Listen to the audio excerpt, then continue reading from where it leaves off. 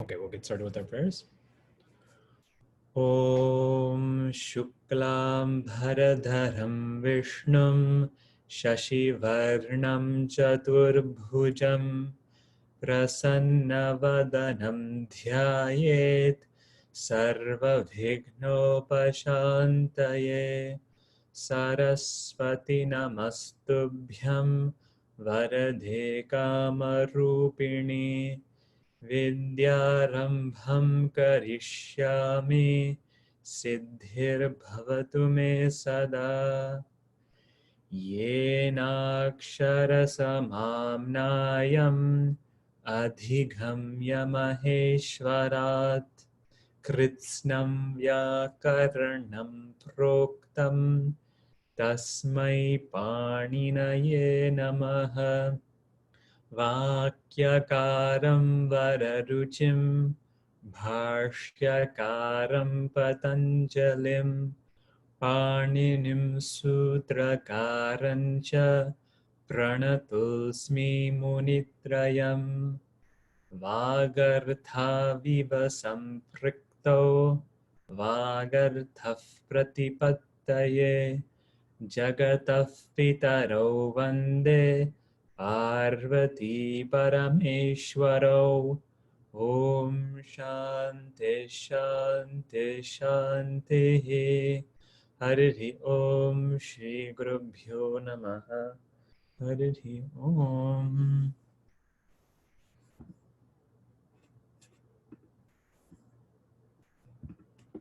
Okay, namaste everyone. Welcome to class. So we're still working on the foundation, the basic structure of the language, right? Our book is called The Basic Structure of the Language, so I hope that's what we're talking about. So I put as the warm-up, I said, what are the connections between the 11 words? So basically what I was thinking of when I wrote that was kind of going through that flow of how these words kind of build the foundation. So right, in the Sanskritam language, the base is a Vakyam, a sentence. Vakyam is made up of, you see the second word, padam or padani, right? So there's multiple words in a sentence that are meaningfully connected. So Vakyam is made up of padani. Then there's two types of words, tingantam padam and subantam padam. Tingantam padam means verb and subantam padam means noun. People, place, things, right? Now, each of those words, we can break down further, right? Each of those words is made of a prakritihi, a base, a fundamental unit, and a pratyaya, a suffix. Prakritihi and pratyaya, suffix. Then we break down even, so you have to imagine this tree building in your head. And maybe I can draw it out at some point, but with specific to Tingantam Padam, the Prakritihi is it's on the, what's the next one? Number 8, Dhatuhu. And the Pratyaya, number 9, is a Ting Pratyaya. Dhatuhu is a verbal root and Ting Pratyaya is a verbal suffix. Then if we're talking about Subantam Padam, a noun, the Prakriti is number 10, Pratipadikam, and the suffix is specifically a Supratyaya. So that seems like a lot of vocabulary, but we're going to use this over and over again to kind of get this structure down. That each of these two types of words are made up of these base units. Okay, so let me know if you have any questions with that or if that's unclear or if you need another refresh of any of those words. Okay. So today we're going to jump a little bit. So we're going all the way from topic 2 to topic 4. So in your book, this is page 19. And we're actually going to also skip to topic 5, which is page 31. So if you have your white book, Basic Structure of the Language, Volume 1, page 19. You can follow along, but really you don't need to look at the book. Everything will be on the screen, and so you can follow along. So it's better to kind of make sure you're paying attention to the to the whiteboard here so that we can go along with it together, because I'm going to be jumping around. Okay. But if I am jumping around, let me know and I can tell you where I'm at. This is not monkey Sanskrit. I don't want you to be jumping around too. We should be comfortable. Okay, so, right, we said that in Sanskritam, there's only two types of words. There's a noun and there's a verb. So now we need to focus in on each of those things separately. So today we're going to be focusing on verbs. Verb specifically called a tingantam, right? Tingantam padam. Padam means word. Anta means ending with ting. So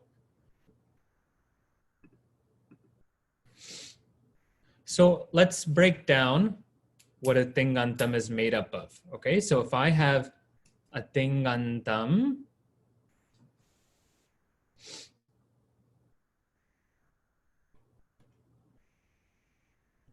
this is in your workbook, but you don't necessarily need your workbook. This is a review. So tingantam, right? It's also written here. A sentence, a verb, is made up of two things. So what's that called?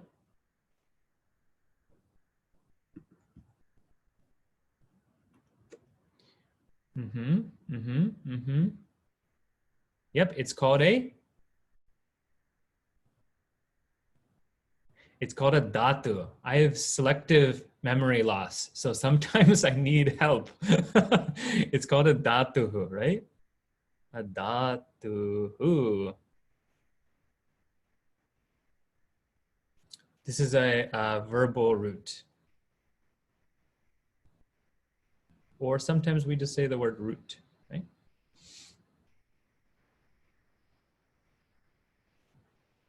So a dhatu, a verbal root, is one of the parts, and the second part is called a ting pratyaha, the suffix.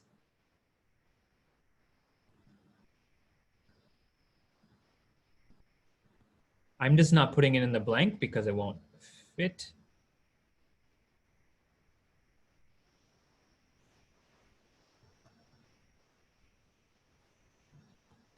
Okay, so we have a root and we have a verbal suffix, right? So we always have some prakriti. Here it's a dhatu, and we have a suffix, a pratyaya. Here specifically it's a ting pratyaya, and we're going to talk about that.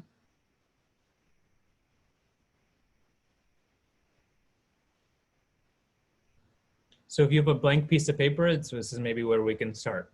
We're talking about verbs. Verbs are made of dhatu plus ting pratyaya. So specifically, right, we want to get now focused into each of these two parts. Okay, so notice the whole vision of where we're at. Only two types of words, we're in verbs. And within verbs, there's dhatus and ting pratyas. So now we're gonna zero in on dhatus, okay? So now we're gonna zero in on this first part of dhatus.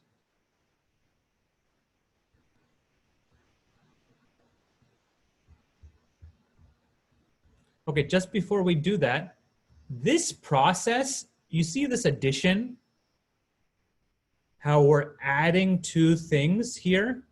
This process of adding a dhatu to a ting pratyaya, this process of addition is what we call conjugation of a verb. Okay, so sometimes I'll say, I'm going to conjugate a verb. Now that word conjugation might be as foreign as Sanskrit is, right? But what I mean by conjugate is I'm adding a dhatu plus a ting pratyaya to make a verb. So if I ever say the word conjugate, or I'm doing conjugation, this is what I mean. I'm doing this mathematical process of adding a dhatu plus a ting pratyaya. Okay, so that's another good vocabulary known of conjugation of verbs, is basically creating a verb, or doing this process of adding these two things together. So an example of that, right, is like this. Okay, now this is gonna look a bit funny. We're gonna go through each of what all of these things mean in a little bit. But I have a dhatu, okay? So Panini Muni listed all the dhatus in 10 categories in a book called Dhatu Kosha. Or sorry, Dhatu Pataha. Dhatu Pataha.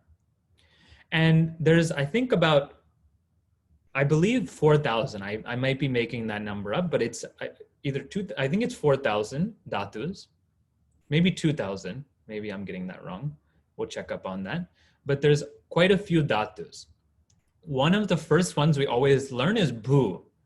Bhu means to be, right? Now, this is called conjugation. I'm adding the dhatu to a pratyaya. And then I finally end, there's some changes that take place. Bhu becomes bhava and tip becomes ti. And then I add them together and I get bhavati. Okay, so we'll go through all of these steps, but all I wanted to show here is this is conjugation of a verb, right? Adding the dhatu to the pratyaya.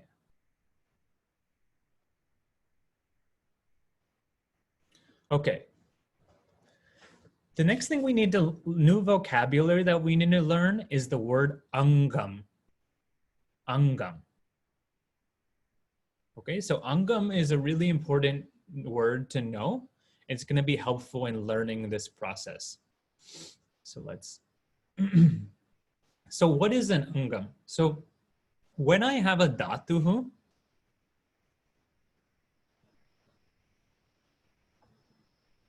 and I'm adding a ting pratyaya. So first, before I do, first I just have this dhatu. I have a lonely bachelor dhatu who's by himself. He has a bachelor pad. He's living by himself. No one's there. He's just called dhatu. Okay?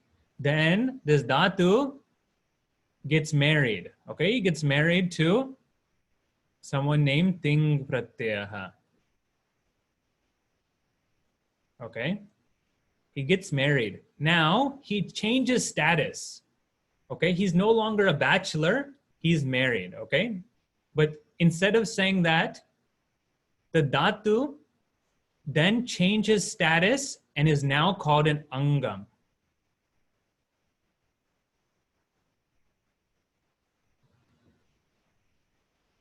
When I add that ting pratyaya, the dhatu changes status of angam. Just like that single person, they're bachelor, then they get married, and then they become, right, a married person. Similarly, right, when the dhatu is combined with the ting pratyaya, that dhatu gets the status of angam. Okay, so if that makes sense, so like, just like before I graduate, before someone graduates from the graduate program, they're just maybe a bachelor degree. Then when they graduate, they have a PhD. So it's the same person, but the status has changed. Similarly here, same dhatu, but now the status changes when I add a ting pratyaya. Now that's important because once it gets the status of anga, some changes can take place. Some changes take place. Just like when you get married, some changes take place. I won't talk about that, but so we'll see what those changes take place. So for example, right, bhu, when it's added to a suffix, for example, ti, this bhu becomes bhava when it gets the status of angam, right? When I added this ti, it got the status of angam, and then it became bhava. Okay, only because it got that status change was it able to transform into bhava. Okay, let me know if you have any questions or if that's not clear. So, okay, let me know if Anga's not clear and I can review that. But just connecting this all now is if you go to page 32 in your book, you'll see this beautiful chart. Okay, so if you're on page 32 in your white book, you'll see this chart. Now, this is exactly what I'm talking about. We have dhatus in the second column, and we have angas in this fourth column. Okay, so we don't need to worry about, okay, so let me go through these actually. Okay, so this first column, what it's saying is, when Panini listed all these dhatus in that book called Dhatu Pataha, this is how he's written them in the original book, okay? And he gives the meaning in Sanskrit. So Krish means vile kane, okay? Just so we know that. It's the meaning. And he gives some swaras, some marks that mean different things. So for example, sometimes like this different swara that they put on here, like this down swara, could mean something like which group it is in. Okay, but this isn't really important. It's not really relevant for us. We don't need to know this first column right now. What we really need to focus on is this second column, which gives us our dhatu in more of a regular dictionary form. Okay, so it tells us our dhatu, and it gives us some extra information. It tells us it's in the first group and it's of the type P. We'll worry about this stuff later, but we just need to know that this is the dhatu. Its meaning in English is given in the second category, in this, or sorry, third column. So it means to draw or to plow a field, for example, or to draw something, drawing a picture. In the fourth column, what it has is the angam after it gets the status of angam, it will undergo this change. And so krish will become karsha. Okay, gam becomes gacha. So that's a pretty big change. Now I remember last time when we were doing this before, there was a question about like what are the specific rules to go from a dhatu and anga. Now the issue is that these don't all follow the rules. So even if I go through the rules, a lot of them don't follow them or are more complicated than they should be. So it's almost like not worth our time at this point of learning all the specific rules of going from a dhatu to anga. More important is how to use this chart, and even maybe like going through it a few times so that they become more familiar. So gam, to go, becomes gacha. Char, to move, to walk, becomes chara. Okay, so you want to repeat the rest with me? Jeev, jiva. You can repeat after me. Jeev, jiva. Meaning to live. Drish, pashya. Drish, pashya. To see. Nam, nama. Nam, nama. To salute. Ni, naya. Ni, naya. Pat, patha. Sorry, ni, naya was to lead. Now we're on pat, patha. So this is mahaparanata. So pat, patha. To study. Pat, pata. To fall. Okay, and if this is too difficult for anyone, let me know through email or let me know in the chat and I can help you out and send you the appropriate video, okay? Now just keep going. So we'll keep going. So after pat, which means to fall, buddh, bodha. Buddh, bodha.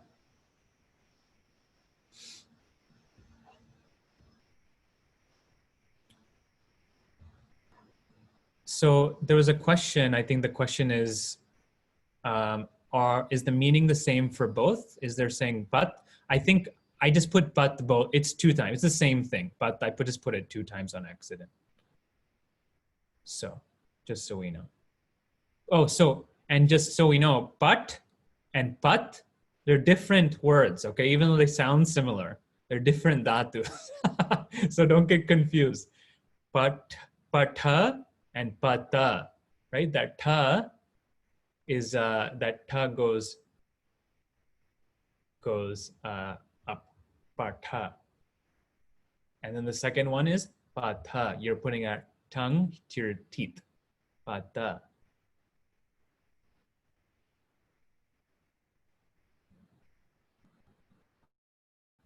So someone said you're pronouncing with the h sound. Is that correct? No, I think it's just the audio is not that great. What I'm doing is I'm giving mahaprana, meaning I'm giving more air as I'm saying. So when I say patha, you should give that little extra air with it. So that's why that h sound is coming with it. Okay?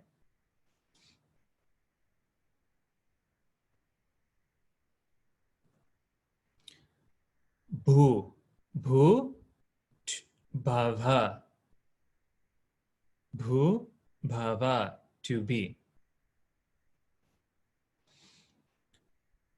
Vas, vasa. Vas, vasa, meaning to dwell. Sta, tishtha.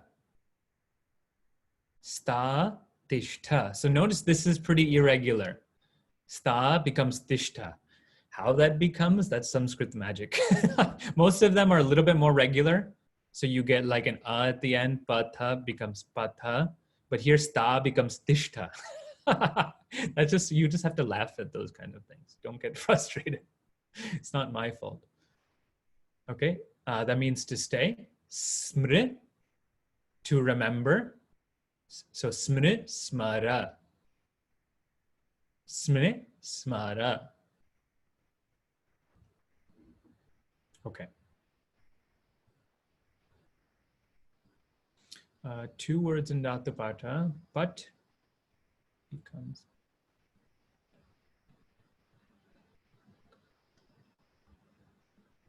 I'm not sure what the last question is. So whoever typed that last question, if you want to retype that, I'm not really sure what that exactly means. Okay. So now we see that dictionary, dhatu form, and we see an anga. So after I do this equation, right? When I add this pratyaya to the dhatu, it gets the status of anga. When that happens, it goes from the 2nd column to the 4th column. Okay, so when I get that new status of anga, some transformation takes place. The bachelor becomes the married person. Okay.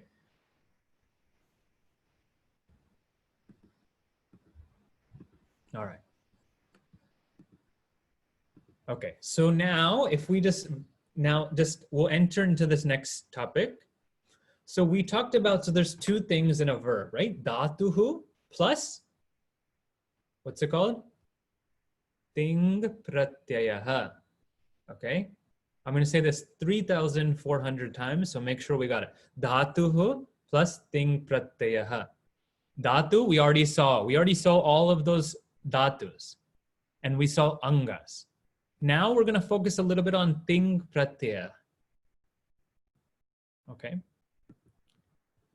Notice I'm getting into this a little bit earlier than I did at the first round of our classes because I feel like we can spend more time with these verbs and get more clarity with the verbs. Now, these are the ting pratyayas for present tense, okay? So we don't need to really look at the originals right now. We're just gonna focus on present tense because that's the most useful for us, is these present tense ting pratyayas. So actually you can open your workbook. You can open your workbook to page 12. It says conjugation in Lut, and it has this blank chart right here. And in this blank chart, you can put all these in the middle. So we'll do that together.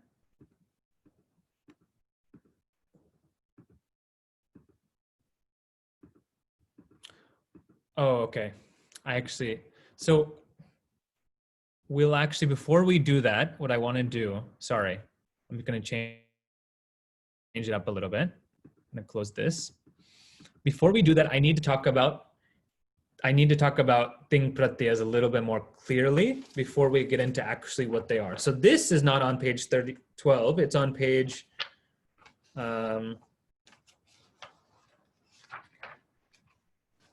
it's on page 10. Okay, so this is on page 10.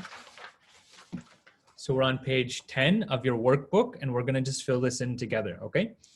So a verbal suffix can indicate two things, okay? So now just remembering, we're talking about ting pratyas specifically, and in ting pratyas, it can indicate these two things.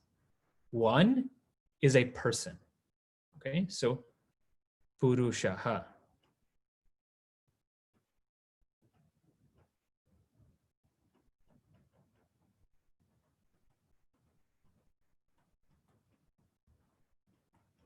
Okay, so a person is indicated by the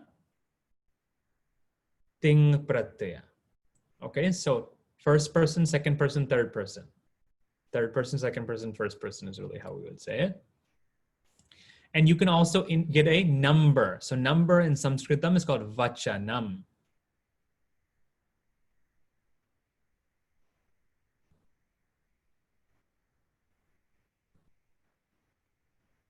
Okay, so you can repeat after me. Purushaha. Purushaha. That means a person, right? Purush. Now, and the number, vachanam. Vachanam. Okay, so we have a person and a number that are indicated by the ting pratyaya. So meaning that that suffix tells us person and number. So for example, we have three persons in Sanskrit. Also in English, we have three persons, okay? So the first one is third person, what we call prathama purushaha. Okay, now this is all sorts of confusing for a number of reasons. The first reason is prathama means first in Sanskrit, but in English, it's third person, okay? So don't get confused. Prathama Purusha means third person. So what is an example of third person? So it's an other. So someone other than this, other than me and other than you. It's someone else we're talking about. So for example, we're talking about Devadatta. My friend Devadatta that lives next to me, my neighbor. Or we're talking about a Christmas tree. Okay, when I talk about that vriksha, that tree, that's third person. I can use third person because I'm not talking about me, I'm not talking about you, but I'm talking about something else. That's pratama purushaha.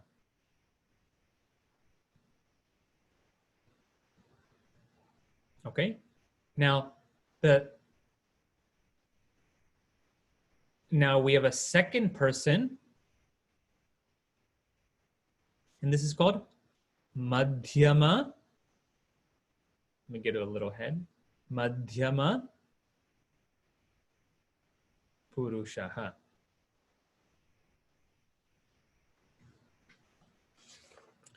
Okay, if you need the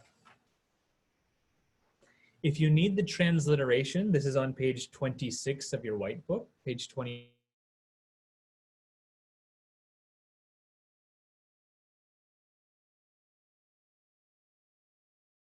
Okay, so madhyama, this means you. Okay, so second person means you. So example is all really only you.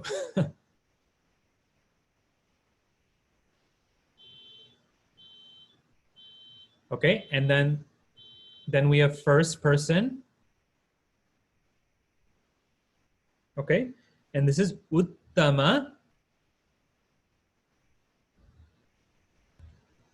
purushaha. Okay, this is the speaker. I or we. So I in singular or we in plural. This is the listener. And this is someone else. Okay. So we have pratama purusha, madhyama purusha, nuttama purusha. Okay. So if I'm So just as a note, I want to explain why this third person is called pratama. So reason for this is in Sanskrit, what the third person is called pratama purusha. Okay, this is because the topic should be the first thing in your mind, right? So when I'm talking about something, I should know what I'm talking about. See, we usually start speaking without knowing what we're talking about. But in Sanskrit, we want to say that third person, that other is pratama, is really the first thing that should be in our mind, is the subject matter. So that's why third person is called pratama purusha. So the subject matter is the first thing we're thinking about. Now, the second thing I want to talk about that you want to keep in mind is who are you speaking to? Right? So if I'm speaking to an adult or if I'm speaking to a child, right, how I'll speak will change. So that's the second person, madhyama purusha. You also want to consider the person. You don't want to victimize the person by telling them things that they don't want to know, right? We don't want to start talking about tingantam and subantam to your neighbor, right? They don't want to know about tingantam and subantam. So keeping that in mind, right? The madhyama purusha, who's in the middle? And then the last thing that we keep in mind is the speaker. The speaker. I, we. Okay? So that's uttama purusha. So that's why third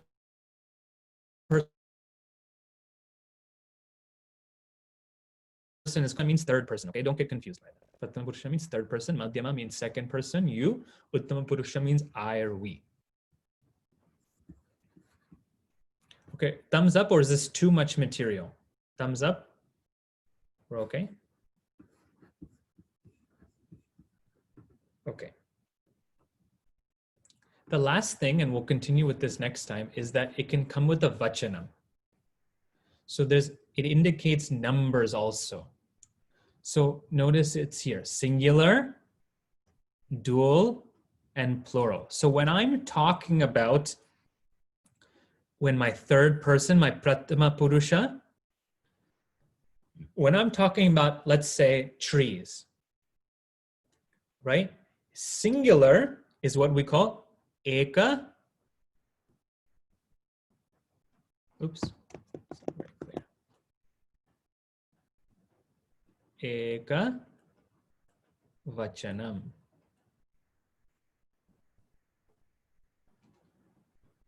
Dual is what we call dvi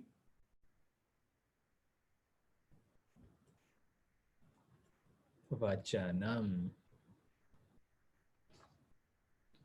Plural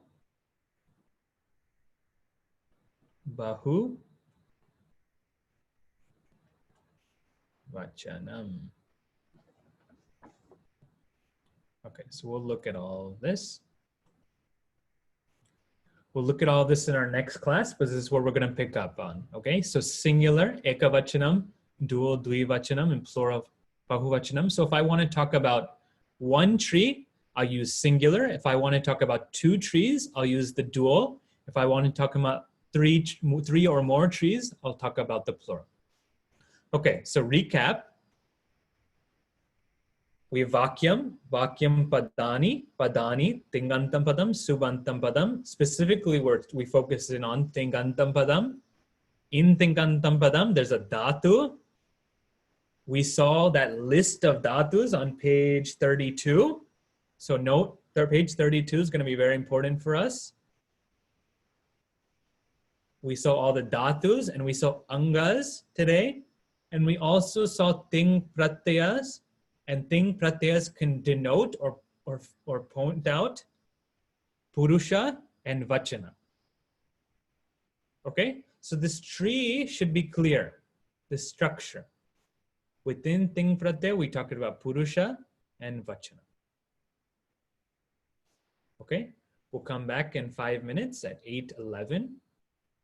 Om Shanti Shanti Shanti Harihi Om Shri Gurubhyo Namaha Harihi Om.